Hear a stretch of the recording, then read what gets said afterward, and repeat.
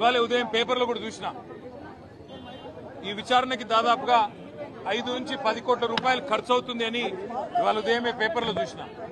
అందుకే ముఖ్యమంత్రి రేవంత్ రెడ్డికి నేను ఒక మాట చెప్పదలుచుకున్నాను. రేవంత్ రెడ్డి గారు, మీరు మీ కక్ష సాధింపు చర్యల్లో భాగంగా మీ మీద ఏసీబీ కేసు ఉన్నది కాబట్టి నా మీద ఏసీబీ కేసు బనాయించినాం. నీ మీద ఈడీ కేసు అయింది కాబట్టి నా మీద ఈడీ కేసు పెట్టినావు. ఏం ఇబ్బంది లేదు.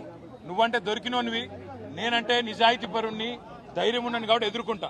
కానీ ఈ 5 కోట్లు 10 కోట్లు ప్రజాధనం ఏదైతే వృధా అవుతున్నదో ఆ 10 కోట్ల రూపాయలతో బ్రహ్మాండంగా ఇంకొక 500 మంది రైతులకు రుణమాఫీ చేయొచ్చు. ఆ 10 కోట్ల రూపాయలతో దాదాపు 2500 మంది పెద్ద మనుషులకు పెన్షన్లు ఇవ్వచ్చు.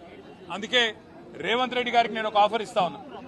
రేవంత్ రెడ్డి గారు, నీకు నిజాయితీ ఉంటే, నీకు ధైర్యం ఉంటే ఒక పని చేద్దాం. నేను తయారుగా ఉన్నా, నువ్వు ముందుకు రా, జడ్జి గారు ముందు కూర్చుందాం.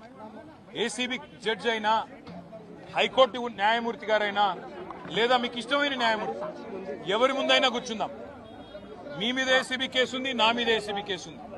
నీ మీద ఈడీ ఛార్జ్ షీట్ చేసింది, నా మీద ఈడీ విచారణ జరుగుతున్నది. మీరు మొత్తం ఈ టీవీలు అన్నీ ఉన్నాయి కదా, మొత్తం మీడియా ఉంది కదా, లైవ్ టీవీ పెట్టండి. నేను రేవంత్ రెడ్డి గారు ఇద్దరం కూర్చుంటాం న్యాయమూర్తి ముంగట. మీరు ఏ ప్రశ్నను అడగండి కేసుకు సంబంధించి, ఆయన కేసు నా కేసు. ఇద్దరికి లై డిటెక్టర్ పరీక్ష పెట్టండి. ఇద్దరికి కూడా లై డిటెక్టర్ పరీక్ష పెట్టండి.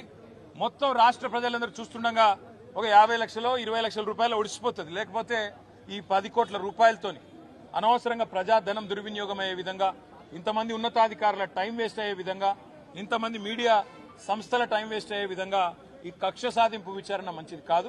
నేను రెడీగా ఉన్న రేవంత్ రెడ్డి, నీకు ధైర్యం ఉంటే ముందుకు రా.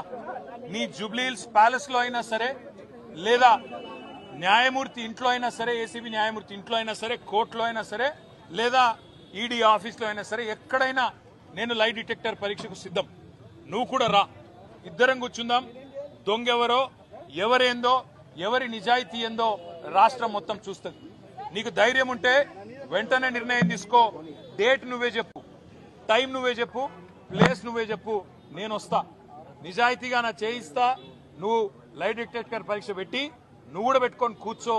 ఎవరు ఏందో రాష్ట్ర ప్రజలకు తేలుతుంది.